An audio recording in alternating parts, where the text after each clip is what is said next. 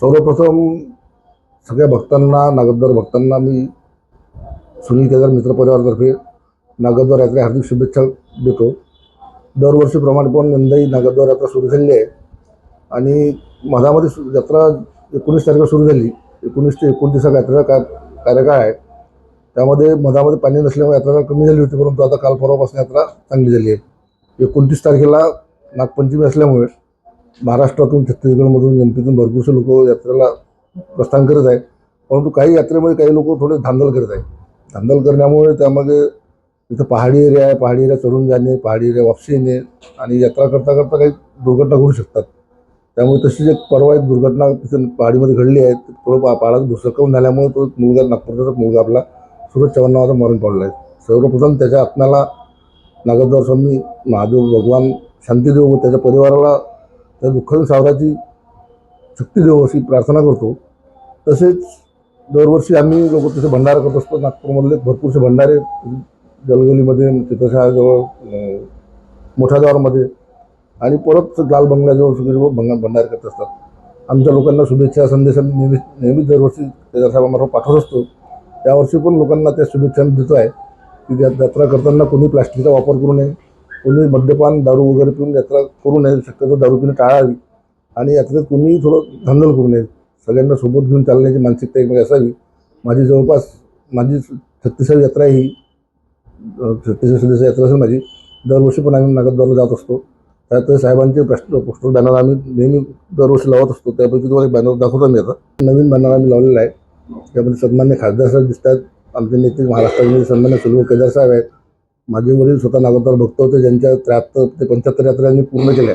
त्या काळात आता सोय जायची, त्या काळात ते पायदळ जात असायचे आणि सव्वा महिना घराच्या बाहेर राहत असायचे. पण आता ते सगळं बंद झालेलं आहे. तरी पण थोडंफार पथ्यपाणी लोक पाळतात. त्यामुळे ते सगळं आम्ही संदेश लोकांना देत असतो. जेव्हा आपण निघा तेव्हा नागपंचमी जवळ येतात. नागपंचमीला येता नागपंचमीच्या जवळ यात्रा संपून जातात नागपंचमीनंतर. तर यात्रेकरूंना सुलभ तिथे हे झालं पाहिजे, सोय झाली पाहिजे, यासाठी आपला काय पाऊल राहील? याबाबत आम्ही तिथल्या कलेक्टरसोबत, तिथल्या महिला कमिटी अध्यक्ष, तहसीलदार आहेत, यासोबत वारंवार दररोज चर्चा करत असतो. पण त्यांचं म्हणणं असतं की बाबा फॉरेस्ट एरिया असल्यामुळे आम्ही जास्त काही करू शकत नाही. आमचं फॉरेस्ट आणि मिलिटरी असल्यामुळे, कंडोमेंट एरिया असल्यामुळे तिथं आम्ही जास्त काही करू शकत नाही. जसं पश्चिमेला जे हॉटेल्स आहे, त्या हॉटेल्स पण लीजवर आहे. त्यामुळे ते हॉटेल्स जास्त पैसे घेतात, पण सुविधा देऊ शकत नाही. त्याबद्दल आमचं शिष्टमंडळ नेहमी त्यांना भेट घेत असतो. आम्ही नेहमी तहसीलदार कलेक्टर भेट असतो. आमचं म्हणणं त्यांना एवढंच असतं की बाबा किमान तू पूर्ण सुविधा पूर्ण करू शकत नाही आणि जास्त सुविधा दिल्या यात्रेचं पूर्ण फ्लॉप होऊन जाईल. त्यापेक्षा तुम्ही किमान सुविधा द्या. किमान जसं तुम्ही म्हटलं शिड्या आहे, काही माझ्याकडे शिडी तुटली असते, कुठं काही तुटली असते, तर भक्तांनी स्वतः सांभाळून यात्रा करावी अशी माझी सगळ्यांना अपेक्षा आहे. मला असं वाटत नाही की शासन त्याबद्दल काही करणार, का शासन त्याबद्दल, त्या यात्रेबद्दल शासन बिलकुल निराश आहे. त्यांना फक्त, नाहीतर आपल्या ती यात्रा आपल्या महाराष्ट्रात राहिली त्याचं मला अलग दिसलं असतं. जसे आम्ही पंढरपूरची यात्रा कुठे पोहोचून गेली, शेगाव शिर्डी कुठं पोहोचलो, परंतु ती यात्रा अत्यंत जुनी यात्रा आहे आणि विशेषतः महाराष्ट्रीयन लोक जातात आणि विशेष नागपूर जिल्ह्यामध्ये लोक जातात. नागपूरचा संस्थाचा भाग जुनं नागपूर लोक आहे. त्यामुळे त्या लोकांच्या वेगळी आस्था यात्रेबद्दल आहे नाही. त्यांचं यात्रामध्ये कसं एक फॉरेस्ट टूर आहे त्यांचा, परंतु आपली एक आस्था आहे आणि विशेषतः ते आस्थे पूर्ण करण्याकडे आपण जातो. मग माणसाला स्वतःहून सांभाळून जावं असं मला तरी वाटते. शासन काय करावं असं काही वाटत नाही. वारंवार आम्ही मंत्र्यांसोबत चर्चा केल्या. एवढ्या वर्षात खूपदा मंत्रिमंडळाला भेटलो, तिथल्या पूर्ण लोकांना प्रशासनावर बोललो, पण प्रशासन असं काही जास्त देऊन काही काम करत नाही. थोड्याफार सुविधा उपलब्ध करतात. यावर्षीच पहिल्यांदा त्यांनी 19ला यात्रा सुरू केली. त्या दिवशी 2 वाजेपर्यंत जिप्स्या बंदच होत्या. मी जेव्हा इथून कॉन्टॅक्ट केला, कलेक्टरसोबत बोललो, तेव्हा त्यांनी 3 वाजता जिप्स्या सुरू केल्या. मग त्यांची यात्रेबद्दल वेगळी आस्था नाही आहे. त्यांना काही लेनदेन नाही. त्यांना कसं हारे जारे, मग ते आपल्याला पागलाच करतात, यातला प्रकार आहे. पण आपण लोक आस्थावान लोक आहेत, त्यामुळे आपण स्वतःही सुरक्षा स्वतःच केली पाहिजे. आणि तसंच जंगल वाचवण्याबद्दल तर आपलं मत आहे. प्लॅस्टिकचा वापर करायला नको. लोक पण त्याचा गैरवापर करतात. कोणी प्लॅस्टिक वापरतात, कोणी प्लॅस्टिक बाटल्या फेकतात. त्यावर पण लोकांनी स्वतःहूनच हे करायला पाहिजे, मला असं वाटतं. कशा प्रकारची सुविधा तिथे झाली पाहिजे अशी आपल्याला वाटतं? जास्त सुविधा सरकार करणार नाही हे आम्हाला पण समजते. फॉरेस्ट एरिया, मिलिटरी एरिया, परंतु किमान जी सुरक्षा, जेव्हा समजा बिमारीचे दृष्टिकोनात समजा तरी बोरिक ॲसिड टाकणे आहे, कुठे तात्पुरत्या स्वरूपाचे बाथरूम्स उभे करणे आहेत, संडास उभे करणे आहेत तात्पुरत्या स्वरूपाचे, जिथे लोक मुक्काम करतात. लाखो लोक पहाडीमध्ये 2-3 मुक्काम करतात.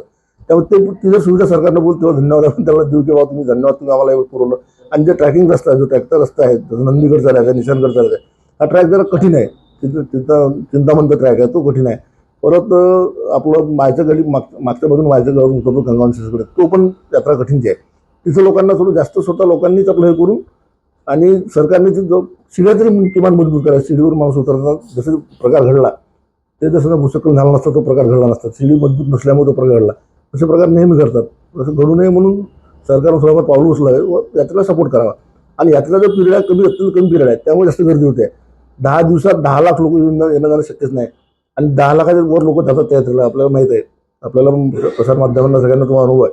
लोक खूप जातात. त्यामुळे यात्रेचा कार्यकाळ जर किमान 5 दिवस वाढवला, 15 दिवस जरी गेला ना, मग 25 नंतर 2-3 दिवस आणि समजा 19ला सुरू केली तर 15-16ला सुरू केली तर जास्त पिरियड असल्यावर लोक सगळं फिरत राहील. तसे लोकांचा क्रेज बदलला. लोक 15 तारखेला 18 तारखेला लोकांनी गेले, 20-22ला लोक वापसी आले. भरपूरसे लोक आपल्या शहरात लोक वापसून गेले आता आलेल्या हल्ली. तर लोकांनी स्वतःची सुरक्षा करावी असं मला तरी वाटते. येणाऱ्या यात्रिकांना आपला काय एक संदेश, एक आव्हान आहे? माझं आव्हान एवढंच राहील की स्वतःची सुरक्षा स्वतः करा.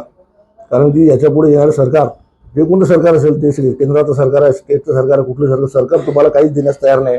सरकार फक्त तुमच्या तोंडाला पाणी पुसायची तयारी करते आणि ते सांगणार की तुम्हाला आम्ही ही मदत करू. किंवा कोणतेही सरकार काही मदत देऊन नाही राहिलं. विशेषतः भारतीय जनता पक्ष सरकार याबद्दल अत्यंत उदासीन आहे. त्यामुळे जर आमचं सरकार राहिलं असतं तर कदाचित काही झालं असतं. काँग्रेसच्या काळात तिथे फार सुविधा ज्या उभ्या झाल्या काँग्रेस सरकारने केल्या त्याच सुविधा तिथे उभ्या आहेत. नंतर BJP सरकारचे कोणत्या त्याबद्दल यात्रेबद्दल आस्था नाही. त्यामुळे त्या लोकांकडून अपेक्षा करणंच बेकार आहे असं मला तरी वाटते. म्हणून स्वतःची सुरक्षा स्वतः करा, स्वतः जा, सेफली जा आणि सेफली या, असंच माझा संदेश आहे सगळ्यांना. कृपया करून दारू पिऊन कुणी जा नको आणि मद्यपान वगैरे करा नको, असं एक सांगता येईल मला. ॲडव्होकेट केशवानंद रोडे. सध्या मी कळमेश्वरला राहतो, पण प्रॉपर माझं नागपूर आहे. नागद्वार यात्रेशी मी नागपूरपासूनच देऊन आहे. आणि आताही आमचं एक मंडळ आहे तिथे, अंबा माता देवस्थान मंडळ. तिथे अन्नदान वगैरे माझं चालतं. मी त्या मंडळाचा कायदे विषयक सल्लागारही आहे आणि त्याच्यात कार्यही करत आहे. कोणत्या गडावर आपलं हे पदमशेषला देवस्थानला लागूनच आहे. महाकाळकर गिरी, अंबामाता देवस्थान गिरी, या ज्या 5 गिरी आहे त्यांनी हे डेव्हलप केलं. कारण तिथल्या शासनाला काही करायचं नाही. आता श्रावणदादा भिंगार यांनी आपल्याला विस्तृत सांगितलं सगळं. त्याच्यामुळे तिथे शासन उदासीन आहे. पण ही शेतकऱ्यांची यात्रा आहे. नागदैवत हे शेतकऱ्यांचं दैवत आहे आणि नागाच्या फण्यावर ही पृथ्वी उभी आहे अशी आख्यायिका समजून आपण ते नागद्वार, आणि जुन्या काळी नागपूर हे जसा विदर्भाचाच भाग आहे, एमपीत जुळलेला होता, म्हणून ती पचमढी यात्रा आपले लोक कठीणची यात्रा, ही सरते शेवटीची यात्रा असं समजत होते. आताही ती परिस्थिती तशीच कायम आहे. तिथं काही कोणी डेव्हलपमेंट केलं नाही. जे काही डेव्हलपमेंट आहे ते आपल्या समाजसेवी संस्था ज्या जातात त्या संस्थेतर्फे झालेलं आहे.